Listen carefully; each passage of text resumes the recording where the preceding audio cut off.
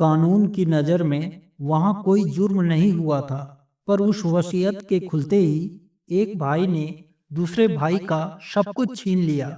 और हैरानी की बात यह है कि दोनों में से कोई भाई गलत नहीं था। बनारस की उस तंग गलियों में एक पुराना 2 मंजिला मकान था, जहाँ की दीवारों पर आज भी पुरानी यादों की सिलन महसूस की जा सकती थी। इस घर में 2 भाई रहते थे, अमन और रोहन। अमन बड़ा था, दिमाग से तेज, शहर चला गया था ताकि बड़ी नौकरी कर सके, बड़े सपने पूरे कर सके। रोहन छोटा था, थोड़ा भोला, थोड़ा रुका हुआ था। उसने वही पुरानी गलियों में रहना चुना ताकि वो अपने बुजुर्ग पिता की देखभाल कर सके और उसकी पुरानी कपड़े की दुकान को संभाल सके। पिछले 15 सालों से रोहन ने हर सुबह अपने पिता को दवा दी थी, उनके पैर दबाए थे और दुकान के हर हिसाब का ध्यान रखा था।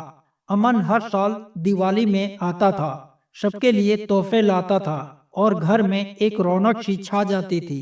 रिश्तों में कोई कड़वाहट नहीं थी, कोई झगड़ा नहीं था।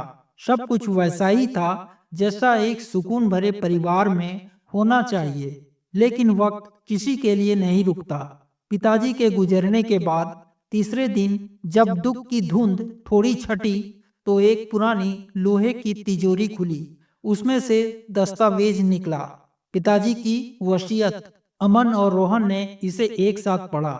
ये वसीयत 20 साल पुरानी थी, तब की, जब रोहन महज एक बच्चा था और अमन शहर जाने की तैयारी शुरू कर चुका था। इस वसीयत में साफ साफ लिखा था कि पिताजी की सारी संपत्ति, ये 2 मंजिला मकान और पुरानी दुकान, उनके बड़े बेटे अमन के नाम होगी।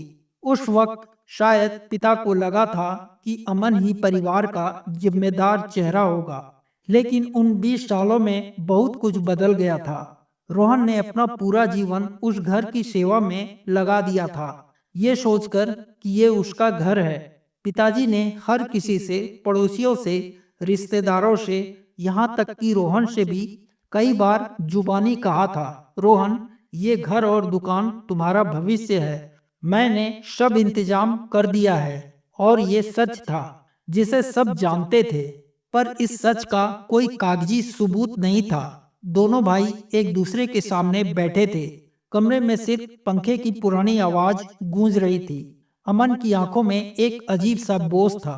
शहर में अमन का कारोबार पूरी तरह डूब चुका था। उस पर करोड़ों के कर्ज थे और उसकी पत्नी और बच्चों का भविष्य खतरे में था। अगर अमन वह घर और दुकान बेच देता, तो वह बर्बाद होने से बच सकता था। कानून उसके साथ था, ये वसीयत लीगल थी, रजिस्टर्ड थी और इस पर पिताजी के हस्ताक्षर भी थे। अमन का इस संपत्ति पर पूरा हक था।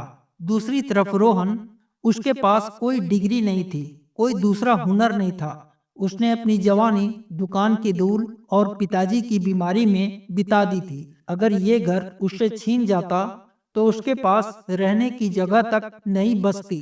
रोहन ने धीरे से कहा, भैया, पिताजी ने मुझसे कहा था कि ये दुकान मेरा है। अमन ने नजरें झुका ली। वो जानता था कि रोहन सच बोल रहा है। वो जानता था कि पिताजी का भी यही इरादा था।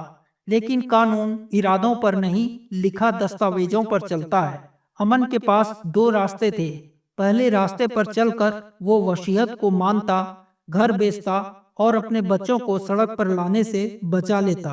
ये फैसला पूरी तरह कानूनी होता, पर इसके बाद रोहन का क्या होता, ये कोई नहीं जानता था। दूसरा रास्ता ये था कि वो वसीयत को फाड़ दे और सब कुछ रोहन के नाम कर देता। लेकिन ऐसा करने पर शहर में उसका परिवार बिखर जाता, उसके बच्चे स्कूल से निकाल दिए जाते और कर्जदार उसका जीना मुश्किल कर देते। वकील ने बहुत ठंडे लहजे में कहा था, अमन जी, कानून के लिए वही सच है जो इस कागज पर है। जुबानी वादों की कोई कीमत नहीं होती जब तक उसमें लिखा न गया हो। आप इस संपत्ति के अकेले मालिक हैं। घर में एक अजीब सी खामोशी छा गई। रोहन ने कोई शिकायत नहीं की, न कोई हल्ला गुल्ला मचाया। वो बस छत पर बैठकर आसमान को देखता रहा, जिसने बचपन से इसी घर को देखा था। अमन अपने कमरे में बैठा बैंक के नोटिस देख रहा था। हर बीतने वाला पल उन दोनों को एक ऐसे मोड़ पर खड़ा कर रहा था जहां कोई रास्ता सुकून की तरफ नहीं जाता था। अमन अगर कानून का साथ देता है तो वो अपने भाई को बेघर कर देता है, जिसने उसके पिता की आखिरी सांस तक सेवा की। अगर वो जज्बात का साथ देता है तो वो अपने मासूम बच्चों के भविष्य की बलि चढ़ा देता है। मकान की दीवार पर लगी पिता की तस्वीर दोनों को देख रही थी, पर उस तस्वीर के पास कोई जवाब नहीं था। कानून ने एक फैसला सुनाया था, पर उस फैसले ने इंसानियत को एक पिंजरे में कैद कर दिया था। अमन का कलम वसीयत पर हस्ताक्षर करने के लिए उठा, पर उसके हाथ कांप रहे थे। पर वो हक लेना सही था जो कानून ने दिया था, या हमें सच को मानना सही था जिसका कोई पन्ना मौजूद नहीं था। दोनों भाइयों के बीच एक गहरा सन्नाटा था। ऐसा सन्नाटा जो तब होता है जब दोनों पक्ष अपनी जगह पूरी तरह ठीक हो, पर फिर भी कोई रास्ता ना बचा हो। एक भाई के पास कानून की ढाल थी तो दूसरे के पास वर्षों का त्याग। पर ढाल से किसी का पेट नहीं भरता, और त्याग का कानून में कोई खाता नहीं होता। धीरे धीरे शाम ढलने लगी। अमन ने अपना बैग उठाया। रोहन दरवाजे पर खड़ा था। दोनों की आंखें मिली, पर शब्द मर चुके थे। एक फैसला हो चुका था जो शायद जिंदगी भर साथ रहने वाली थी। आप उस जगह होते तो आप क्या अलग करते? तो बस आज के लिए इतना ही। कहानी कैसी लगी कमेंट करें।